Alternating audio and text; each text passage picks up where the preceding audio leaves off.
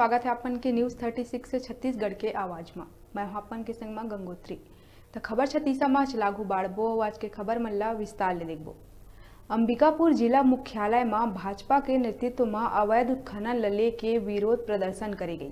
प्रदर्शन में tractor, tipper 407 और छोटे वाहन मन के मालिक मन समेत बड़का संख्या में मजदूर भी विरोध प्रदर्शन में शामिल हुई। ट्रैक्टर, टिपर 407 जैसे छोटे वाहन के संचालक मन ला प्रताड़ित करे के प्रशासन ऊपर भाजपा आरोप लगावत है। सैकड़ों के संख्या में गाड़ी मालिक मन अपन गाड़ी लेके प्रदर्शन में पहुंचिन। कमिश्नर कार्यालय के घेराव कर अवैध रेती उत्खनन ला बंद कराए और छोटे वाहन मालिक मन ला नहीं सताए के मांग रखे है।